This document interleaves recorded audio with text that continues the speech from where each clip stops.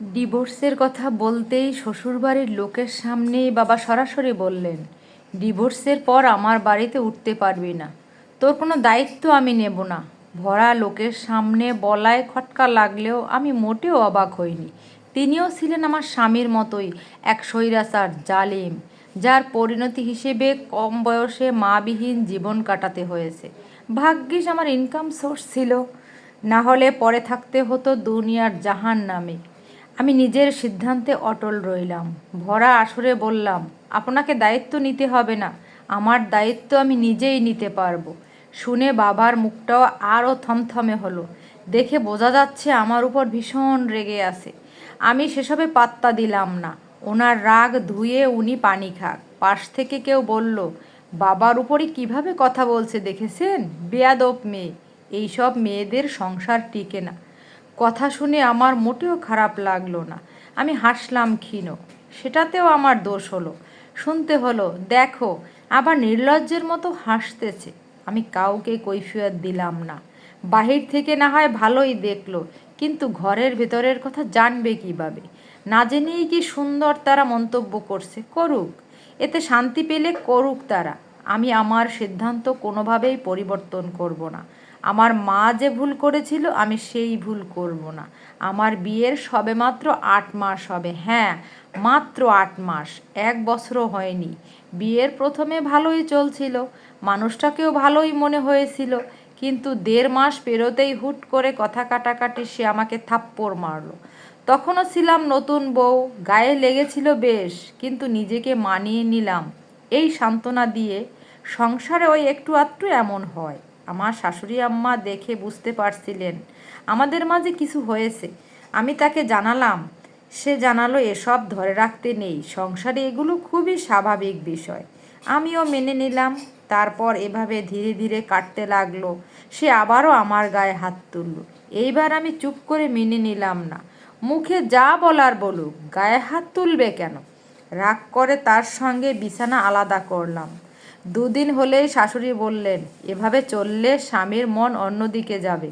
তারপর পূর্বের মতো আবারও মেনে নিলাম।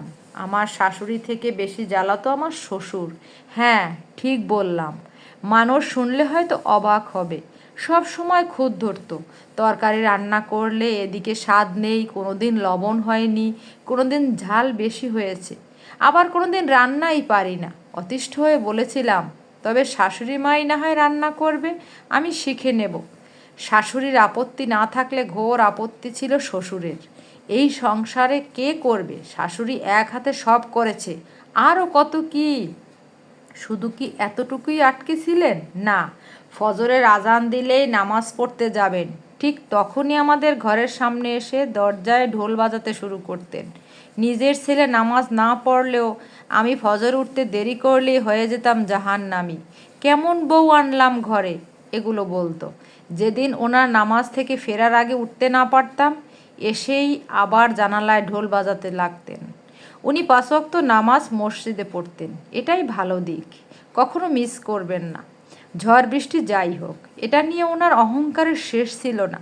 নিজেকে জান্নাতের বাসিন্দা বানিয়েছিলেন, যেন আল্লাহ ওনাকে জান্নাতের টিকিট দিয়ে রেখেছিলেন। আমি আমার মতোই ছিলাম, কাউকে দেখিয়ে নামাজ পড়ার মানে নেই। ওয়াক্ত শেষ হওয়ার পূর্বেই আমি নামাজ পড়ে নিতাম। এছাড়াও শ্বশুরের ছিল বিশাল জমি জমা, ধান চাষ করেন সেখানে। জমি দেখা আসা, আইল ঠিক করা, পানি ঠিকঠাক যাচ্ছে কিনা প্রতিদিন হলেও আমাকে 1-2 বার যেতেই হতো। আবার ধান কাটা শেষে ধান সিদ্ধ শুকাতেও কাজ করা লাগতো। অবশ্য শাশুড়িই বেশি করতেন, একথা আমি অস্বীকার করব না। রাস্তার মাঝে ধান শুকোনো, ধানে পা দেওয়া, বাও দেওয়া সব জনসম্মুখে করতে হতো। ওড়না এদিক থেকে ওদিকে যেত। কড়া রোদে কাজের সময়ও কি ঠিকঠাক রাখা যায়? নিজের যথাসম্ভব চেষ্টা করতাম আমি। অথচ বিয়ের সময় শ্বশুর খুঁজেছিলেন খাঁটি পর্দাশীল মেয়ে লাগবে, পর্দা ছাড়া চলবে না, এই হলো পর্দার নমুনা। জমিতে যাও, মানুষের সামনে ধান শুকাও, এখানে তাদের পর্দা লাগবে না। আমি বুঝতে পারতাম আমার শাশুড়ির জীবনটাও বেশি সুখকর ছিল না, তবে তিনি অসম্ভবকে সম্ভব করেছিলেন। তিনিও আমার মায়ের মতো ভুল করেছেন, এ বিষয়ে তাকে কিছু বলিনি আমি।